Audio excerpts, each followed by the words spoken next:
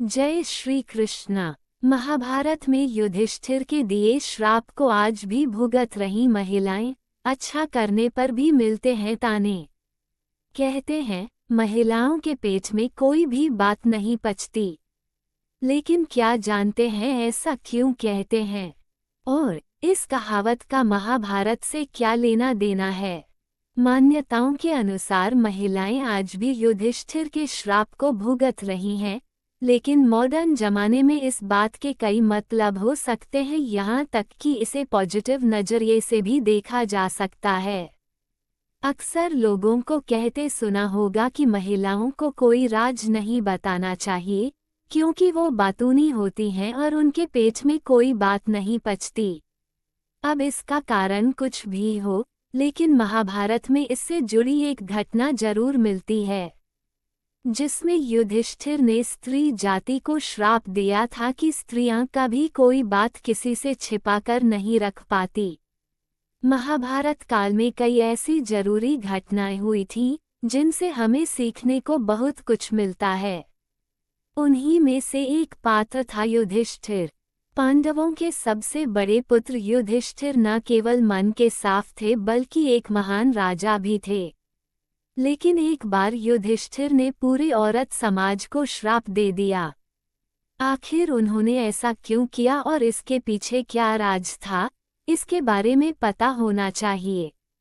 आज का हमारा वीडियो इसी विषय पर है।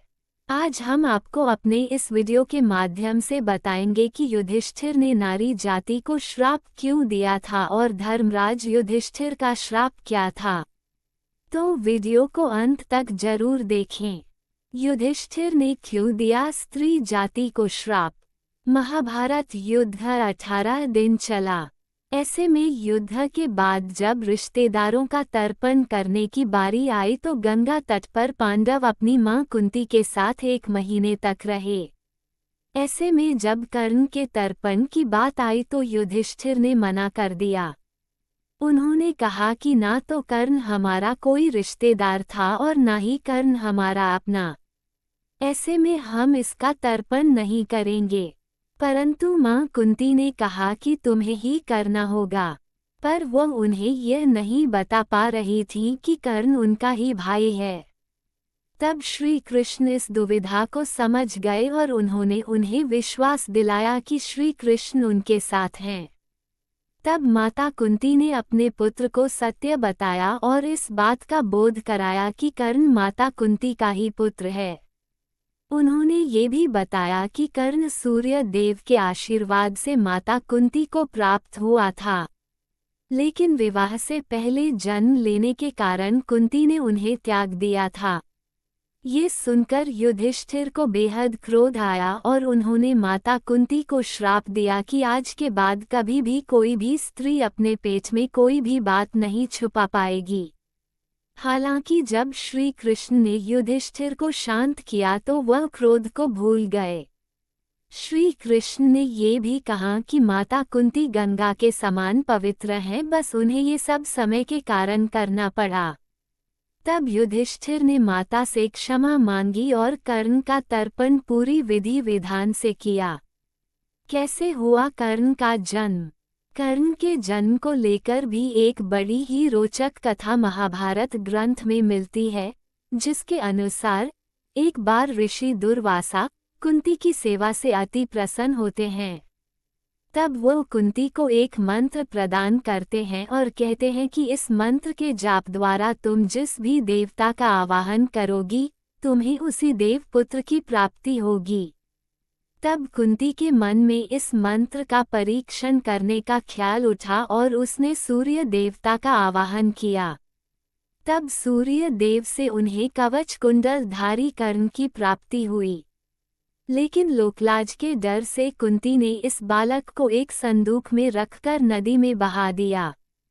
हर चीज की एक सीमा तो होती ही। कुंती ने दुर्वासा ऋषि के द्वारा दिए गए मंत्र का जिज्ञासावश परीक्षण करने के लिए प्रथम बार प्रयोग कर भगवान सूर्य का आवाहन किया। मंत्र के प्रभाव से भगवान सूर्य का कुंती के पास आगमन हुआ। कुंती ये देखकर घबरा गई। भगवान ने कहा वरदान मांगो। कुंती ने कहा प्रभु मैंने तो केवल मंत्र का परीक्षण करने के लिए इसका उपयोग किया था। मुझे कुछ नहीं चाहिए, अब आप जाइए। भगवान ने कहा देवता का आवाहन व्यर्थ नहीं जाता, तुम्हें कुछ तो लेना ही पड़ेगा। तब कुंती के न चाहने पर भी किशोर वयः कुमारी लड़की को उन्होंने एक पुत्र का वरदान दे दिया और उन्होंने उसे कौमार्य भंग न होने का भी आशीर्वाद दिया। तत्फल स्वरूप कुंती को एक पुत्र की प्राप्ति हुई। इस बच्चे का जन्म मैथुनी सृष्टि से नहीं हुआ था। भगवान ने कुंती के साथ संभोग नहीं किया था। महाभारत के सारे पात्र पांडव और कौरव कोई भी मैथुनी सृष्टि से नहीं पैदा हुए थे। सब मंत्र के प्रभाव से ही उत्पन्न हुए थे। शादी के बाद कुंती ने पति की आज्ञा से क्रमशः धर्मराज, वायुदेव और देवराज इंद्र का आवाहन कर युधिष्ठिर, भीम और अर्जुन को पुत्र रूप में पाया। पुनः पांडु की दूसरी पत्नी अपनी सौत माद्री को भी उसने मंत्र सिखाया, जिसका प्रयोग कर माद्री ने अश्विनी कुमार से नकुल और सहदेव को पुत्र रूप में प्राप्त किया। इसके बाद उन दोनों ने फिर कभी भी इस मंत्र का प्रयोग नहीं किया और महर्षि व्यास ने भी महाभारत में उस मंत्र को नहीं लिखा, गुप्त रखा। इससे किसी का कोई कल्याण नहीं हो सका। यदि वह मंत्र प्रकाशित हो जाता तो बहुत से संतानहीन दंपति को इसका बड़ा भारी लाभ मिल सकता था। खैर अब ये देखा जाए कि कुंती यदि चाहती तो उस मंत्र का कितने बार प्रयोग कर सकती थी। हमारे ग्रंथों में कुल 33 वैदिक देवताओं का उल्लेख मिलता है, अतः कुंती उक्त मंत्र का प्रयोग 33 देवताओं के लिए सिर्फ एक बार ही कर सकती थी। महर्षि दुर्वासा ने माता कुंती की सेवा से प्रसन्न होकर एक मंत्र दिया, जिसमें जो भी देवता का नाम लेकर उस मंत्र को बोला जाएगा उसको उपस्थित होना ही पड़ेगा। इस मंत्र का प्रयोग केवल देवताओं के आवाहन के लिए ही किया जा सकता था। ब्रह्मा, विष्णु और महेश परमात्मा हैं, इनके ऊपर किसी भी मंत्र का प्रयोग असफल ही रहेगा। अब भी बातें छिपाती महिलाएं। मान्यता है कि महाभारत की इस घटना के कारण ही महिलाएं कोई बात छिपा नहीं पाती।